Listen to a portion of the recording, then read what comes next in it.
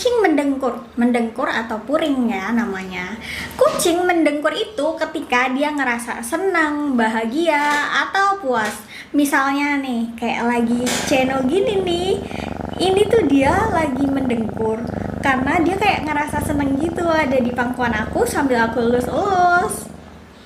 Ini bentuk komunikasi nonverbal kalau kucing kesayangan kita itu seneng sama situasi saat ini.